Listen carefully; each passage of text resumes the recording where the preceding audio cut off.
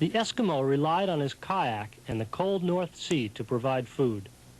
Often drawn far from shore in his search, this bold paddler knew a capsize and swim could spell an icy death. His ingenious solution? The Eskimo Roll. Today we have adapted the kayak to Whitewater. Our synthetic, highly tuned craft hardly resemble their ancestors, but the Eskimo Roll is preserved intact. It remains the boater's best self-defense. A roll can save your boat and spare your body, or even salvage a slalom run. It can give you the confidence for romping in South Soles, surfing that perfect wave, or maybe just a pop-up. Correctly executed, the Eskimo Roll requires almost no strength. Its efficiency comes from the smooth coordination of body and paddle in a motion which looks deceptively simple. A warm indoor pool is perhaps the best place to learn. If you are just beginning to kayak, convince yourself that you can in fact exit your boat upside down. But don't let this become second nature. As an Eskimo roller, you must fight the instinct to leave your boat. Always work in pairs. Then, if you find yourself stranded upside down, use the Eskimo Rescue.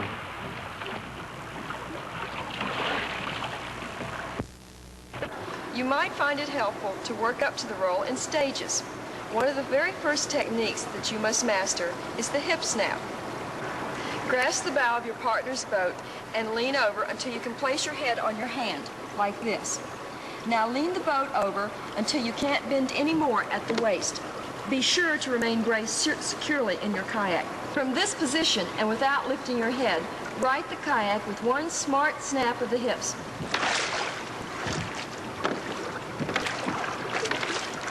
After you have practiced this several times, try using just the grab loop for support and let your head go under the water. Here again, perform the hip snap several times without letting your head come up.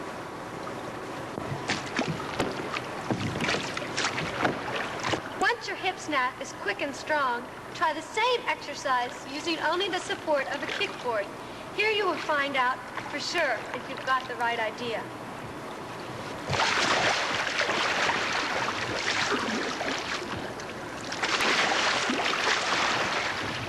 You should place as little weight as possible on your hands. The key is to move the head down with the arms. Lifting the head adds weight on the hands, and if those hands are holding a paddle, it will sink and the roll will be lost. It is even possible to come up without the support of a kickboard. In the hands roll, the hands and arms moving down through the water provide the only lift. Timing is critical. The flip at the waist, sometimes called the hip snap, must exactly coincide with a downward thrust of the arms and torso. The hands roll demonstrates the most crucial element of any roll, the rotation of the upper body about the waist. This rotation allows the head and torso, the heaviest parts of the body, to remain in the water, taking advantage of their buoyancy and high inertia until the boat is nearly upright. Add a blade to good body motion, and the result is an impressively strong and reliable roll, a roll which can rescue you from the most unpleasant submarine world. But a capsize on the river usually occurs unexpectedly, and the upside-down kayaker may find his paddle in any number of awkward positions. So, he must first get into a familiar position in order to begin the sweep. A successful roll depends on the blade sweeping through the water at just the right angle.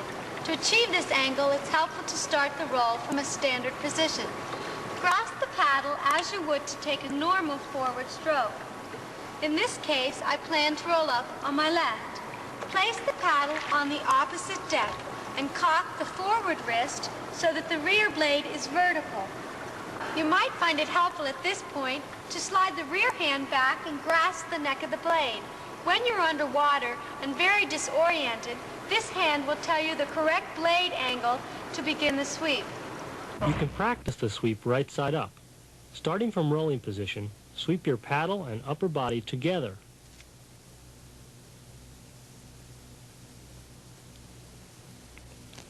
Concentrate on getting yourself and your paddle very nearly horizontal before swinging the blade across in the simulated roll.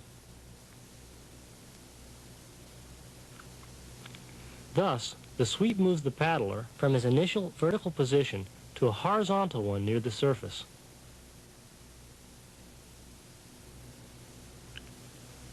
At this point, you should try an actual paddle roll. Have someone familiar with the motion of the paddle stand by you and guide the blade properly.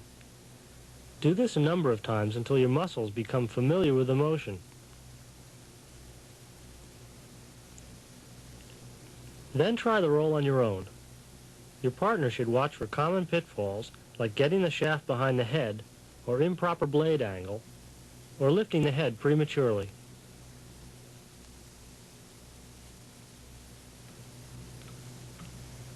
A successful roll requires the integration of many motions, each done correctly. There is no one trick. Therefore, let's watch the following expertly done rolls with an eye for particular details. Notice how the sweep is done with the paddle and body as a unit and brings the body to the surface. This time, watch how the outside or sweeping arm remains straight at the elbow and completely extended. This gets the blade out where it gives the greatest support. Observe that the chin stays on the shoulder during the entire roll. This will help you keep your head down. To sum up, this is how you should look about halfway through the hip snap. Notice that the boat has been nearly righted by a hip rotation, and yet the head still remains in the water. The average human head weighs, in fact, about 8 pounds less in the water than out. So keep your chin on your shoulder to avoid raising the head until the very end of the hip snap. Again, the lower arm is extended and straight at the elbow, placing the blade well out and providing good support for the hip snap.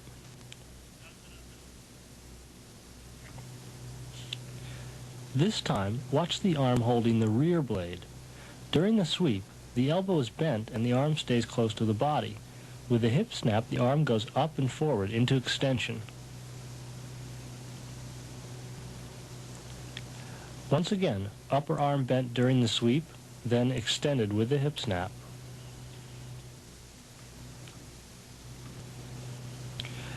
You should look like this just as the sweep is completed and the hip snap begun. Notice the similarity of the rolling motion to a forward stroke, with one arm pushing and the other pulling. The upper arm is bent at the elbow. It pushes forward and up with the hip snap. The lower arm is extended. It pulls down and back with the hip snap.